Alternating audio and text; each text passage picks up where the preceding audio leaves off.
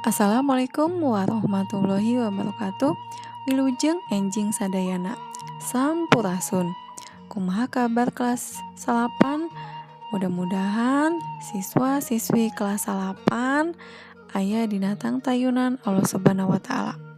Sate acana dimulai, hayu urang ngadoa heula sesuai kepercayaan sareng keyakinan masing-masing.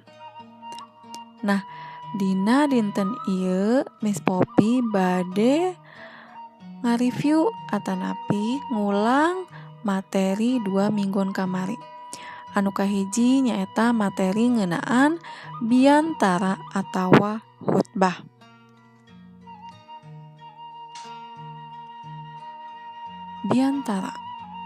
Biantara teh disebut oge pidato atawa orasi. Nyaeta kagiatan nyarita di hareupeun jalma rea nu miboga tujuan atawa maksud anu geus tangtu. Biantara disebut juga pidato atau orasi, yaitu kegiatan bercerita di depan orang banyak yang mempunyai tujuan atau maksud yang sudah jelas. Jalma anu sok mawakeun biantara teh disebut orator. Bagian-bagian biantara nu kahiji nyaeta aya panganteur atau pembuka, anu kadua eusi atawa isi, anu katilu nyaeta pamungkas atawa panutup. Nah, bagian panganteur atau pembuka dibedakeun jadi 3 bagian. Biasana teh kahiji ngucapkeun heula salam, anu kadua ngucapkeun syukur ka Allah, anu katilu ngahaturkeun nuhun ka nu sarumping atau mengucapkan terima kasih kepada yang sudah datang. Contoh, hadirin anu kusim kuring dipihormat, langkung tipayun sumangga urang sami-sami nyanggakeun puji sinareng syukur ka Allah nu Maha Ghafur. Rehna dina dinten ieu urang tiasa riung mungpulung dina ieu acara kalayan aya dina kasehatan. Nah, ieu contoh pembuka atau panganteur dina pidato. Anu kadua nyaeta eusi atawa isi. Nah, dina bagian eusi teh biasana nepikeun inti persoalan anu rek ditepikeun ka sarerea. Anu katilu nyaeta pamungkas atawa penutup. Contoh, pamungkas sakitu anu kapihatur sewu nuhun kana perhatosanana. Oge mugi-mugi wae naon rupi anu didugikeun ku sim kuring aya mangfaatna kanggo urang sadayana. Bobo sapanon carang sapakan hapunten nu kasuhun. Nah, biasana dina panutup teh eusina ngeunaan permintaan maaf nya upami aya kalepatan atau permintaan maaf kalau misalnya masih banyak kesalahan dalam penyampaian pidato. Nah, aya sawatara hal anu kudu diperhatikeun lamun urang keur nyampekeun biantara. Ada beberapa hal yang harus kita perhatikan ketika kita menyampaikan biantara atau pidato. Di antarana nyaeta kahiji, sikap tenang jeung wajar ulah dijieun-jieun. Yang pertama, sikapnya harus tenang, yang wajar saja, tidak boleh dibuat-buat. Anu kadua, eusi atawa materi biantara kudu luyu jeung acara nu keur dilaksanakeun. 2. Eusi atawa materi biantara itu harus sesuai dengan acara yang sedang dilaksanakan. Nu katilu, merhatikeun waktu nu disadiakeun ku panata acara. Yang ketiga, memperhatikan waktu yang sudah disediakan oleh pembawa acara, oleh panitia.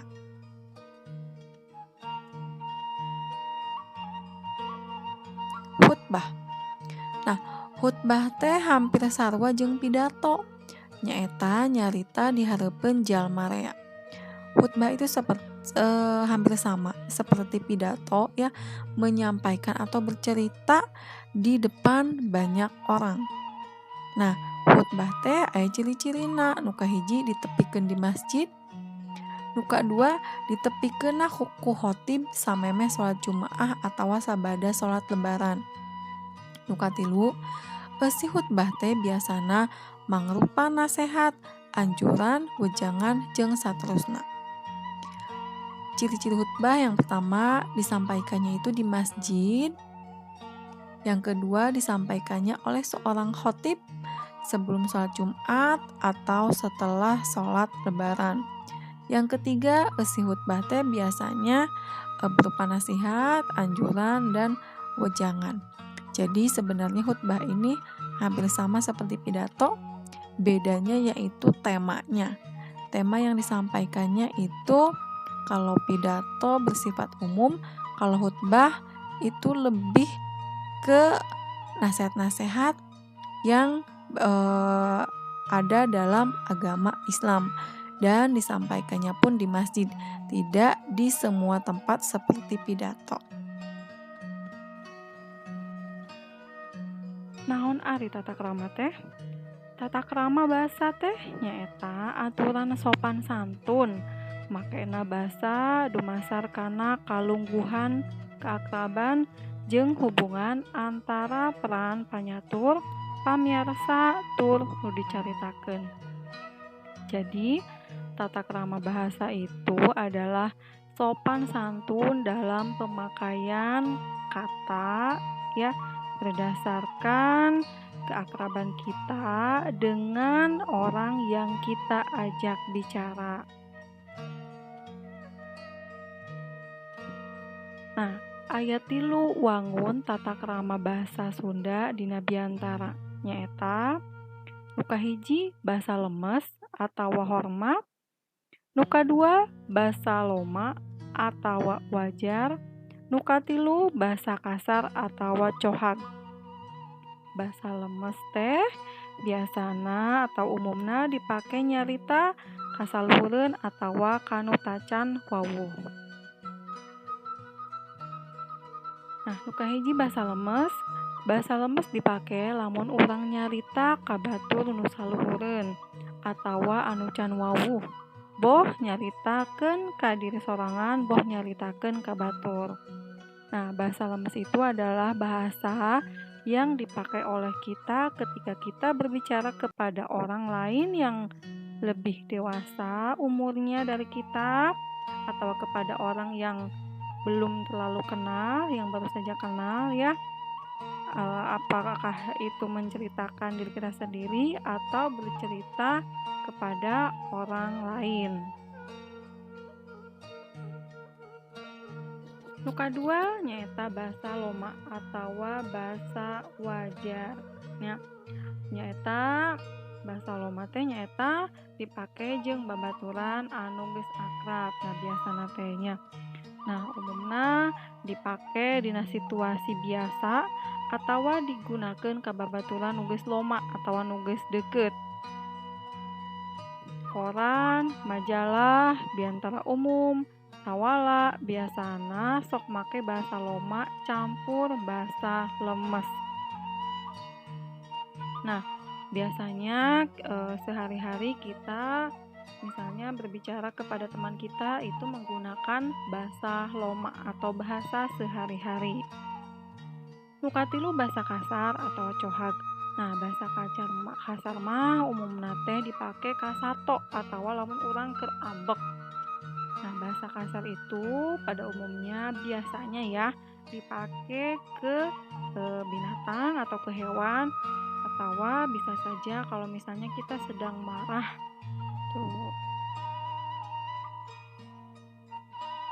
Nah, sangkan teu bingung dihandap ieu diberendelkeun sawatara kekecapan dina tata krama basa. Supaya tidak bingung, di bawah ini ada beberapa kata ya dalam tata krama basa. Nah, bisa dilihat di sini ada bahasa lomanya, di sini ada bahasa lemesnya, dan di sini ada artinya. Nu kahiji nyaeta bahasa lomana alus, bahasa lemesna keur sorangan sae, bahasa lemes keur batur oge sae. Sae itu artinya bagus ya. Nah, maksudnya di sini kenapa bahasa lemes itu ada dibagi lagi jadi keur sorangan, dibagi lagi ada jadi keur batur. Nah, maksudna kalimat anu dipake teh nerangkeun urang atanapi sanes.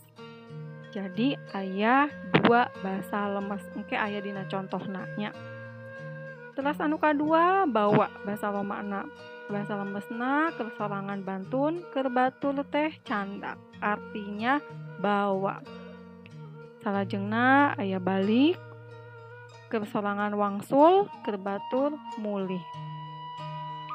Nah, di dieu aya dugi 10, mangga engke dipelajari deui. Nah, terus di dieu aya contoh deui, aya 5 nya. Bahasa lomana salah, bahasa lemesna keur sorangan lepat, keur batur oge lepat. Bahasa lomana mata keur sorangan panon, keur batur soca. Artina mata.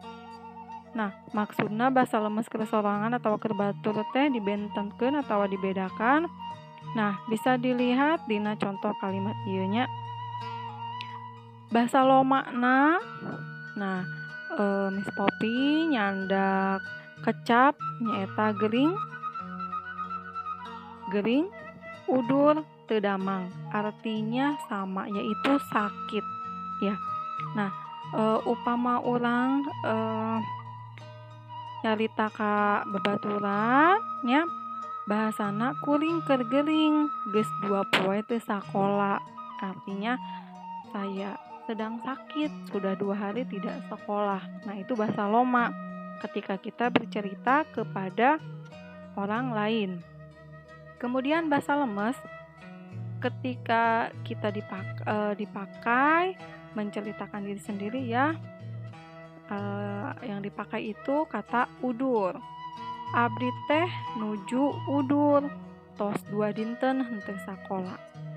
Nah, keur batur teh Bapa nuju teu damang, tos 2 dinten henteu angkat ka kantor. Nah, dina 3 kalimah ieu teh artina sarua nyaeta gering, udur, teu damang, atau bahasa Indonesia nama sakit. Mung penggunaanna teh benten-benten nya. Upami bahasa loma mah disebatna teh gering, bahasa lemes keur diri urang atau untuk diri kita sendiri ya, itu bahasanya memakai kata udur. Nah, ketika ke orang lain ya, itu bukan udur tapi teu damang, padahal artinya sama gitu. Nah, itu maksudnya ya. Jadi artinya sama tapi penggunaannya berbeda. Ada bahasa loma untuk bahasa sehari-hari kita dengan teman-teman, misalnya ada bahasa lemes dibagi lagi jadi 2.